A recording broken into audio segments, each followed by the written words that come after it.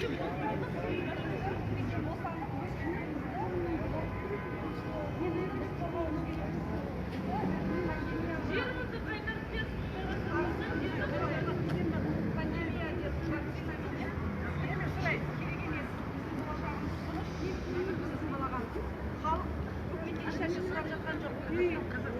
нәрсе сұрап шығып жатқан жоқпыз біз.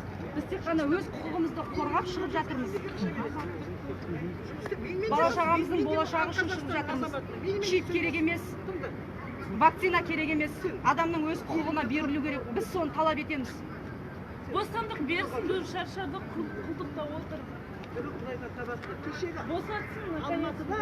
Достар, жалпы сіздермен бірге растайым арнасы. Бұл жердегі сіздердің біздің талабымыз біреу дейді, бірақ дегенмен де енді карантиндік шаралар бар, қойылған талаптар бар деген сияқты митингтің өзінің қағидалары бар. Уже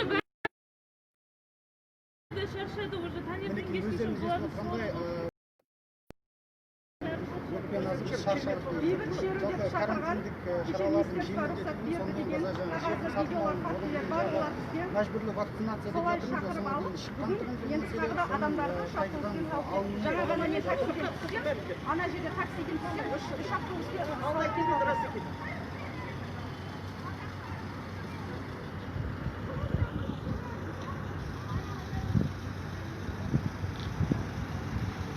Біз енді бейбіт шеру деген соң Ассалаумағалейкум достар. Бүгін бейбіт митинг, бейбіт шеру болып өз талаптарын айтуға келген азаматтар. Соның Тәуелсіздік сарайының маңайын барлығын жауып тастаған. Сол келіп күтіп тұрмыз, не болады. Адамдарға айтуға мүмкіндік бермей жатыр. Барлық жерге барасың, қағаз жазасың, оны еш уақытта ешкім тыңдамайды. Үлкен кісі демейді, қыз бала демейді, әже демейді, ата демейді, бәрін салып, аяқ-қолдарын қайырып. Тамам қызметкерлері өтіспейді мына жерден. Камера контроля перекрестка. Поверните направо.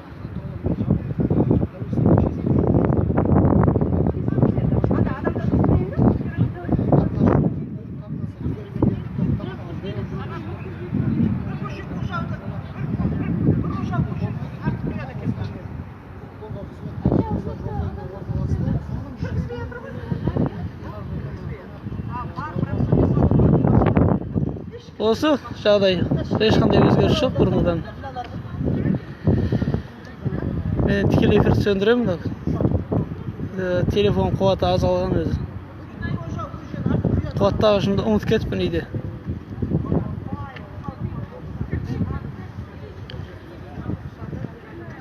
Нәжмеденова, Ахмет Байтұрсынов,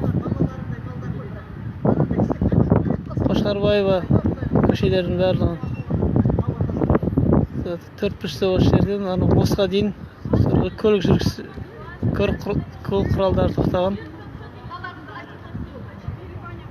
Келіңіздер достар.